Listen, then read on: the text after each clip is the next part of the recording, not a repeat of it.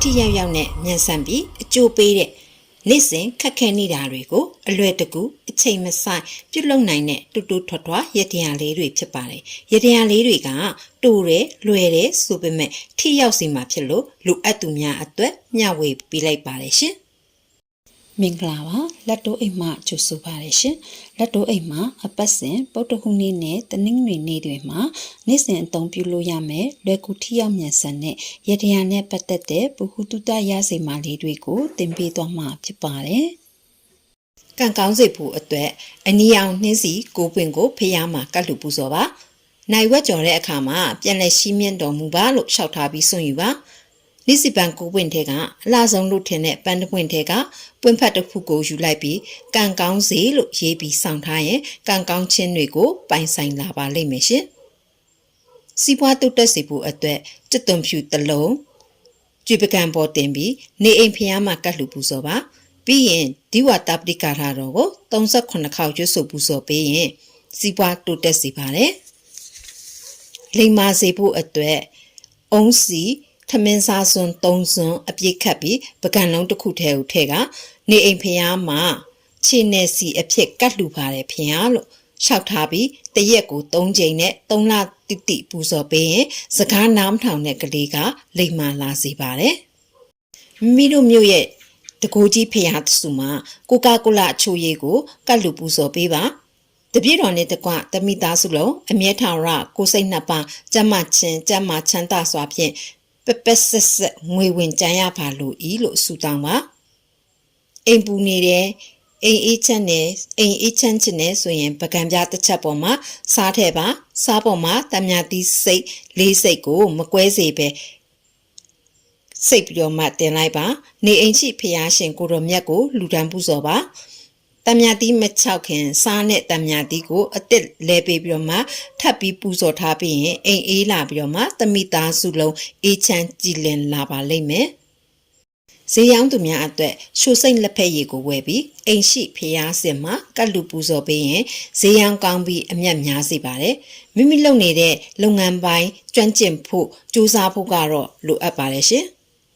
ကျမစေဖို့အတွက်ပြားရည်ထမင်းစားစွန်းတစ်စွန်းကိုနေအိမ်မှာရှိတဲ့ဖျားကို36ရက်တိတိကတ်လူပူဇော်ပါတရားရိပ်တာတစ်ခုမှာစားတထုပ်ကိုတစ်လားတစ်ချိန်နဲ့3လတိတိတွားရောက်လှူပေးပါအမြဲထောင်ရကိုစိတ်နှစ်ပါးကျမ်းမာချမ်းသာစွာဖြင့်သူတော်ကောင်းတရားကိုပုံမှုကြိုးစားအားထုတ်နိုင်ပါစေလို့3ချိန်ဆုတောင်းပေးပါပညာရေးကံကောင်းစေဖို့အတွက်အဖြူရောင်မွေးတဲ့ပန်းကိုနေ့တိုင်းဖျားရှင်ကိုပူဇော်ပါအပ်3ချောင်းကိုတစ်လားတစ်ချိန်ဖျားလှူပါဘယ်ပညာရေးမဆိုပညာရေးနဲ့ပတ်သက်တဲ့ကံကောင်းလာပါလိမ့်မယ်မိကိုယ်တိုင်ဖုံးချက်တရေတွေတိုးစေဖို့အတွက်ဆိုလို့ရှိရင်နေအိမ်ရှိဖျားရှင်ကိုတော်မြတ်ကြီးကိုစပယ်ပန်းပူဇော်ပေးရပါတယ်ရတနာမိုးရွာသွန်းဖြိုးစေဖို့အတွက်ဖျားရှင်ကိုတော်မြတ်ကြီးကိုအညိုရောင်ထညက်နဲ့အဖြူရောင်ထညက်တစ်လုံးစီကိုအိမ်ကဖျားမှာကတ်လူပူဇော်ပါမိမိဖုံးကန်နဲ့ထိုက်တန်တဲ့ရတနာရွှေငွေများဝင်လာပါလိမ့်မယ်ရှင်တောကလေးကင်းစေဖို့အတွက်ဆိုရင်ထောပတ်တီးကိုပြားရည်နဲ့စားလို့ကောင်းတဲ့အထိတေချာခောက်ပါနေအိမ်ရှိဖျားရှင်ကိုတော်မြတ်ကြီးကိုကြည်ညိုစွာပူဇော်ကတ်လူပူဇော်ပေးပါမိမိမွေးနေ့တိုင်းကတ်လူပူဇော်ပေးရပါတယ်မနက်6နာရီမှ12နာရီအတွင်းကတ်လူလို့ရတယ်လို့နေ့တိုင်းကတ်လူပူဇော်ခြင်းလဲတောကလေးကင်းဝေးလာပါလိမ့်မယ်မြင်သူတကားတွေချစ်ခင်စေဖို့အတွက်ဆိုရင်1000နိုင်အတစ်တရွက်ကိုအေဟိပီယန်လို့ရေးပြီးကိုနဲ့မကွာဆောင်ထားရင်မြင်သူတိုင်းကကိုချစ်စရာကောင်းလိုက်တာလို့မြင်နေပါလိမ့်မယ်။ကံပွင့်စေဖို့အတွက်ဆိုရင်အဖြူရောင်ကြွေပကံပြားတစ်ချက်ပေါ်မှာဆန်3စွန်းထည့်ပြီးနေအိမ်မှာရှိတဲ့ဖျားရှင်ကိုတော်မြတ်ကြီးကိုတက်ရှိထင်ရှားသဘောထားပြီးယူသေးစွာကတ်လူပေးပါပေါ်ဆံမွေးလှူနိုင်ရင်ပိုကောင်းပါတယ်ရှင်။ချစ်ချင်းငွေဝင်စေဖို့ဖျားရှင်ကိုတော်မြတ်ကြီးရဲ့လက်ရဖက်မှာရေကတ်လူပါလက်ဝဲဖက်မှာရေနွေကတ်လူပါလူတန်းရတဲ့ကုသိုလ်အစွမ်းကြောင့်အမြဲထောင်ရကိုစိတ်နှစ်ပါးကျမ်းမာချမ်းသာစွာဖြင့်ငွေများအဆက်မပြတ်ဝင်လာပါစေလို့တောင်းစုပြုရပါတယ်ရေကိုအရင်ကတ်ပြီးမှရေနွေးကိုကတ်ပေးရပါမယ်ရှင်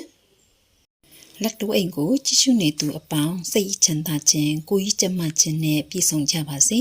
မိုးစံပန်းလေးလိုအစဉ်သာဝရလန်းဆန်းပါစေစိတ်သွားတိုင်းကိုပါပြီးလူနိုင်တန်းနိုင်တဲ့ပုဂ္ဂိုလ်သူပုဂ္ဂိုလ်မြတ်တွေဖြစ်ကြပါစေမရှိတဲ့စကားများမကြားရပဲလက်ဖြာမှာစိတ်ရွှေငွေတွေတီးပြီးတော့မိမိရဲ့ဘဝမှာဖြစ်ချင်နေတဲ့စိတ်ဆန္ဒတွေကိုအကောင့်ထဲပေါ်နိုင်တဲ့သူတွေဖြစ်ကြပါစေဖရာရိတ်တရားရိတ်တန်ခါရိတ်ရဲ့ရိတ်အဝါဒအောင်မှာအောင်မြင်ကြပါစေမေတ္တာတရားကိုလက်ကင်ထားပြီးမေတ္တာပွားနိုင်ကြပါစေရှင်